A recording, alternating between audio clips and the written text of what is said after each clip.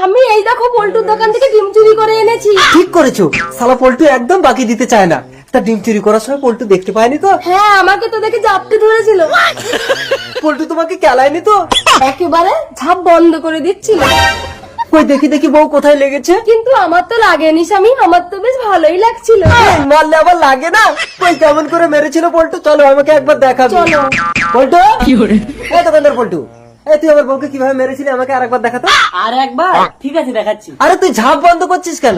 যেটা ঘটেছে সেটাই তো দেখবে। একদম সেম টু সেম। আমি লেখা বৌদিকে নিয়ে ভেতরে যাচ্ছি, তুমি শুধু কান পেতে শব্দটা শোনো। ঠিক আছে বৌদি চলো। কিসের শব্দ এ? কিছু তো বুঝতেও পারছি না, দেখতেও পাচ্ছি না। ঘোড়ার ডিম।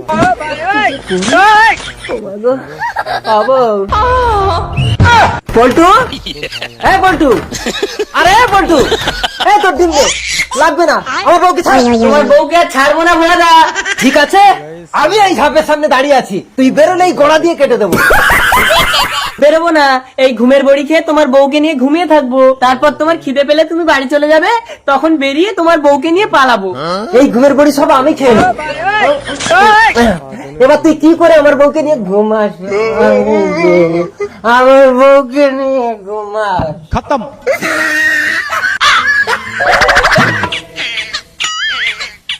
আন্টি আন্টি প্লিজ চলো না, আমার মা আমার বাবাকে ধরে জড়াজড়ি করে গড়াগড়ি খাচ্ছে। আমি পারবো না ফান্টুস, তোর মা তোর বাবাকে ঘন ঘন ধরবে আর আমি গিয়ে ছাড়াবো। আমার বাবাকে মেরে ফেলবে, তুমি তাড়াতাড়ি চলো আন্টি। এই কি হলো, তোমরা মারামারি করছো কেন? ওঠো ওঠো। আরে তুমি জানো না ফুলদি প্রতিদিন বাচ্চা দুধ খেয়ে নেয় ছাগল। আমি তো আর ওই দুধ খাই না, বাবা খেয়েছে তো কি হয়েছে মা? এই দুধের কথা বলছি দিদি। এই তুমি একদম দুধে হাত দেবে না। আরে নিজের স্বামী হাত দিয়েছে তো কি হয়েছে ছবি? তুমি বেশি কথা বলো না ফুলদি, প্রতিবেশী হয়তো একটা দিন এসে আমার স্বামীকে দুধ দাও না। এই ফান্টুস, তোর মাকে আমি সোজা করতে পারবো না। এই দুধ দাও। আন্টি এই একদম দুধ খাবে না। না, আমাকে কিছু একটা করতে হবে। বলছি ছাড়ো। ছাগল বিক্রি আছে, ছাগল। ও ব্যাপারী, ছাগল কিনবেন? আসেন। চলো। रुको जरा। কই ছাগল কোথায়? ছাগল? এই যে আপনার ছেলে বললো আপনাদের ছাগল আছে। এই ফান্টুস, আমাদের ছাগল কোথায় রে? তুমি তো ঝগড়া হলে বাবাকে ছাগল বলো মা।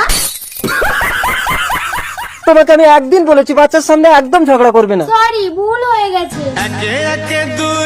ডুবে গেল বাণিজ্যের জাহাজ সমুদ্রের মধ্যেখানে। যখন বণিকের প্রাণ সংশয়, ঠিক তখনই চিলের মতো ছো মেরে এক নারী তাকে জঙ্গলের মাঝে এক ঘরের ছাদে নিয়ে গেল। আমাকে মৃত্যুর হাত থেকে বাঁচালে কে তুমি?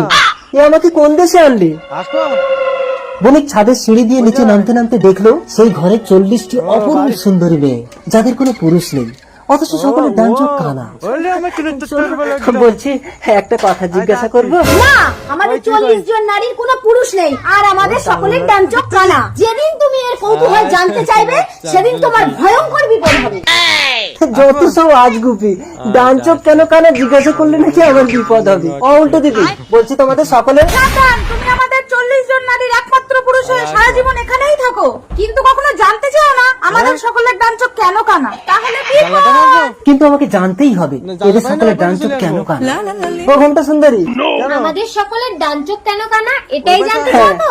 ওই পক্ষীরাজ ঘোড়ার পিঠে গিয়ে ওঠো, ও তোমাকে উড়িয়ে যেখানে নিয়ে যাবে সেখানে গেলে তুমি সব জানতে পারবে। বাহ কি সুন্দর পক্ষীরাজ ঘোড়া, দেখি একটু চড়ে। পক্ষীরাজ উড়িয়ে সেই ছাদটাতেই নিয়ে এলো। নামার সাথে সাথেই পক্ষীরাজ তার ডানার ঝটকা দিয়ে বণিকের ডান চোখটা কানা করে দিল। বণিকের অসহ্য যন্ত্রণার চিৎকার শুনে ছুটে এলো সেই 40 জন নারী। এবার জানতে পেরেছো আমাদের সকলের ডান চোখ কেন কানা? তোমরা? পক্ষীরাজ রূপকথার গল্পটি এখানেই শেষ করলাম। নমস্কার।